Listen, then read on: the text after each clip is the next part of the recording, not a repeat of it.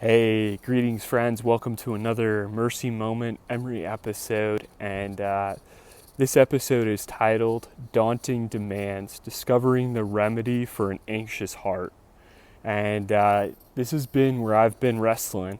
My demands with work have been increasingly overwhelming, just with dealing with different emotions with the situation that we're still walking through.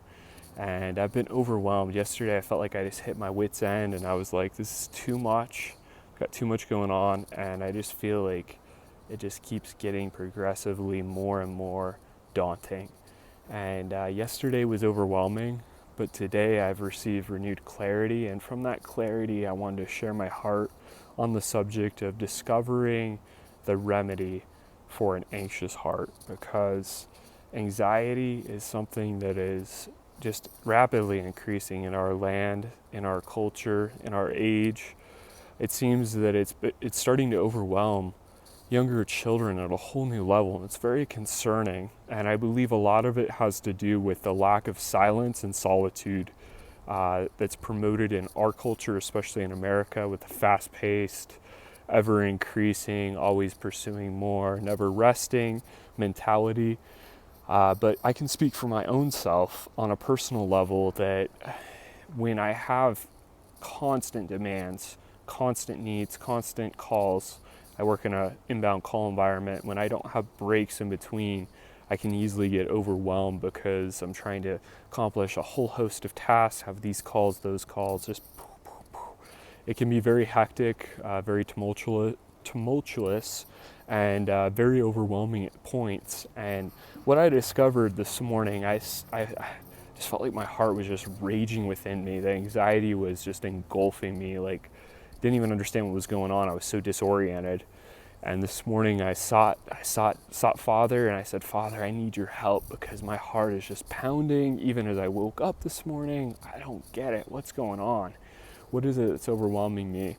And as he always does, he always gives me a word to encourage my heart and to still me. And here's what I have to say about the remedy to an anxious heart. The remedy is his nearness.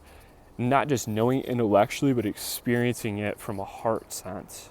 Experiencing it as a heartfelt understanding of who he is and that he is near. And this morning I was reading Psalm 91, powerful psalm. And this verse just resonated within my heart. It says, so I believe speaking of David, he will call upon me, so he will call upon the Lord, and the Lord says, I will answer him. I will be with him in trouble. I will deliver him and honor him. I was just crying out, Father, help me to know your nearness. Help me to feel your presence, to know you're near. And I was wrestling. Father, I don't want to leave until I have your peace, the peace of your presence. And this verse is what was the catalyst and what delivered what I was seeking and longing for from him, to know he is near. Just as he says, I will be with him in trouble. And I receive that deep down in my soul. You are with me in my trouble. You're with me in this overwhelmed, crazy spot of so much going on. And he says, I will deliver him and honor him. He has pain, the purpose and the pressure the pressure and the pain have great purpose.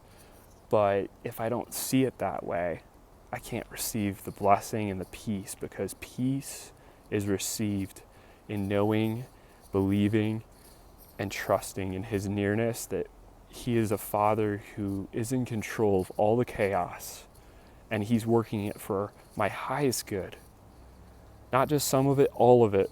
He works all things together for good for the one who loves him and is called according to his purpose. So I invite you today, step into the remedy of calming the anxiousness warring within your soul, recognizing, meditating, and receiving that he is near.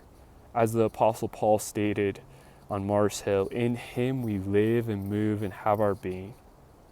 He is near. He's not far off. He's not distant. He's near, and he's the rewarder of the one who diligently seeks him. May you be renewed in the peace of his presence, friends.